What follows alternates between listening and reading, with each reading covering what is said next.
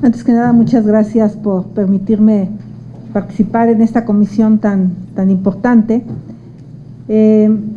Yo nací en Tepatepec, donde está la normal rural del Mexe. La mitad de mi familia seguramente está dedicada al magisterio. La otra mitad de prima se fue a estudiar a Panotla, a Tlaxcala. Reconozco que la educación normal era muy importante y la única posibilidad para tener una educación en las condiciones de marginación que se vivía en muchas regiones del país. No tengo la menor duda de ello y lo comparto ampliamente. Yo tengo serias dudas entre lo que dice la ley, el espíritu de la ley, y de lo que va a pasar.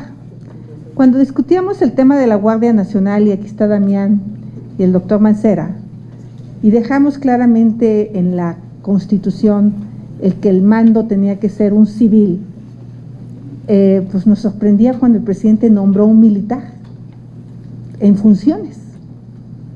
No le importó la Constitución, se lo brincó. Aquí mismo en esta sala discutimos el nombramiento de un comisionado de la CRE que trabaja en presidencia y que la ley dice que no debe haber trabajado los 2 últimos años en un cargo público. Y aquí se votó a favor, violando la ley. Entonces, yo creo que hay buena voluntad. Se dice que habrá un proceso de evaluación, pero si el presidente ya dijo, porque efectivamente dice que se le dará prioridad a los egresados de las normales, de la pedagógica, pues basta que el presidente lo diga para que lo haga. Esteban Moctezuma no va a tener las agallas para decirle al presidente: tenemos que someter a los jóvenes egresados de las normales a un proceso de evaluación. No lo va a tener porque nadie lo tiene, de verdad. Entonces veo una parte muy romántica en la selección de maestros, como si fuéramos a inventar a los maestros de la noche a la mañana, esos maestros con mística. Hasta los años 70 del siglo pasado, la asignación de plazas egresados de escuelas normales fue un mecanismo que funcionó, porque había mística, una especie de apostolado por la educación y formación de alumnos, especialmente en las normales rurales. Dista mucho de lo que sucedió después, cuando la simplificación de la ideología de la lucha de clases se usó perversamente para convertir a los estudiantes en carne de cañón para intereses políticos en turno.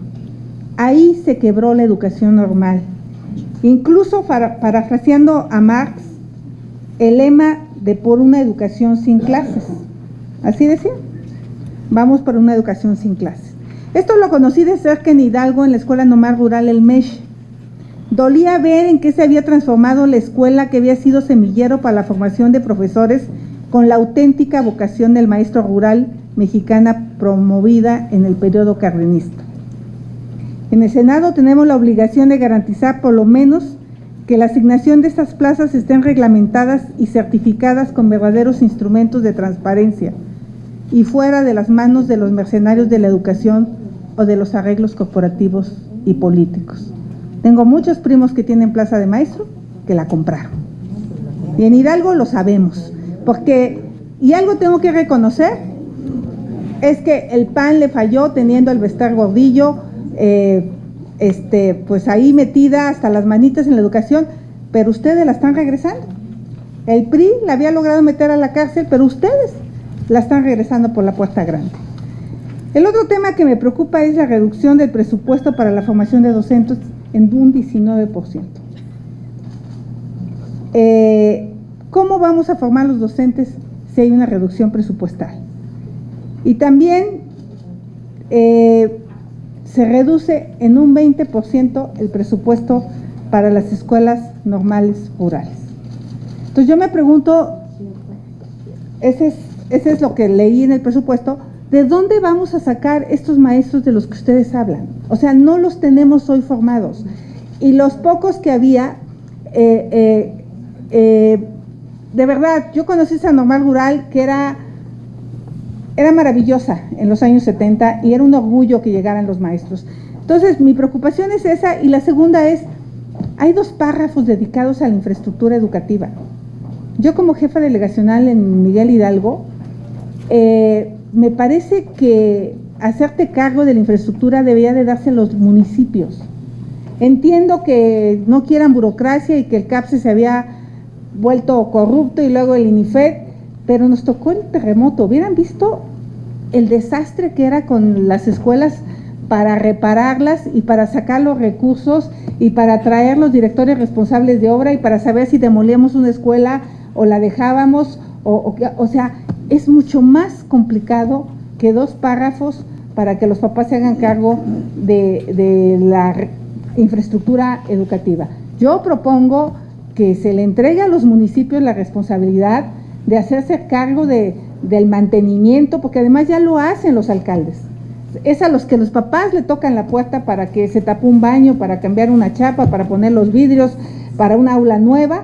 Entonces sí creo que no es justo que se reduzca a tanto y la verdad, discúlpeme, pero primero formemos esos maestros con la mística que requiere este proyecto educativo y luego hablemos de entregarle las plazas de manera automática. Miren, Mario Delgado no se atreve a mandar a sus hijos a una escuela pública. Senadora, tiempo. ¿Sí? Algunos hablaron 7 minutos. No, a ver, no se atreve a mandar a una escuela pública porque sabe que no hay calidad. ¿Quién grita? Yo. Mm. Déjame pasar.